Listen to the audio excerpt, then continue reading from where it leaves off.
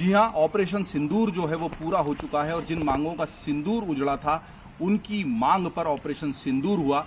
और मांग के सिंदूर और इस मांग के बीच में जो अंतर है ये वो लोग नहीं समझते जो सोशल मीडिया पर इस ऑपरेशन के नाम को सिंदूर रखे जाने पर ही आपत्ति कर रहे हैं। न उन्हें कभी जिंदगी में चुटकी भर सिंदूर की कीमत समझ में आएगी, न भारतीय परंपरा और परिवेश की।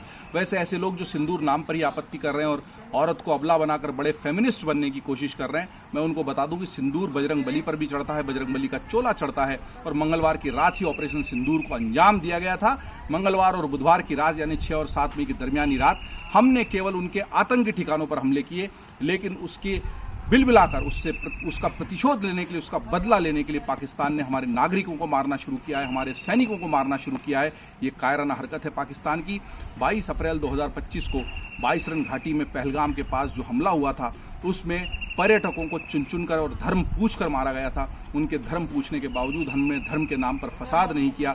ये भारत की पहली जीत थी। हमने शांत रहकर एक रणनीति बनाई और उस रणनीति के तहत आतंक के उन आकाओं के उन ठिकानों को ध्वस्त करने की कोशिश की जहां पर इस तरह की फैक्ट्रियां हैं, जहां से आतंकी तैयार होते हैं।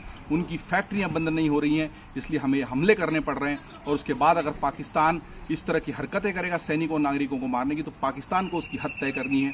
हम हद से पार जाने की तय कर चुके हैं। नया हिंदुस्तान है, घर में घुस कर मारता है, तय करके मारता है, बता के मारता है। और इसीलिए भारत ने ऑपरेशन सिंदूर किया। जिनको सिंदूर के नाम पर आए बाएं बकना है वो सावधान रहें, सचेत रहें। सोशल मीडिया के प्लेटफॉर्म में और जंग के मैदान में बहुत बड़ा अंतर होता है। इस अंतर को जो नहीं समझते वो भारत को कभी भी नहीं समझ पाएंगे। उनकी तरफ ध्यान देने की बजाय हम ये तय करेंगे हमारा दुश्मन कौन है। इस पूरी लड़ाई में दुश्मन का सही चुनाव सबसे बड़ी आवश्यकता है।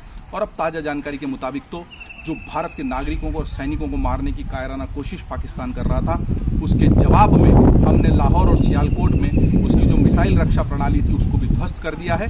पाकिस्तान समझ नहीं पा रहा है कि भारत इस बार किस तरीके के मूड में है। और भारत की जनता की जो मांग है, लंबे समय से आतंकवाद का दंश जो हम झेल रहे थे, उसकी जो मांग है उसको पूरा करने के लिए भारत किसी हद तक जा सकता है। बेहतर है पाकिस्तान अपनी हद तय करे, हम लोग अपने दुश्मन के चयन में सचेत रहें और भारत के साथ, देश के साथ, अपने वतन के साथ मजबूती से खड़े रहें। जय हिंद।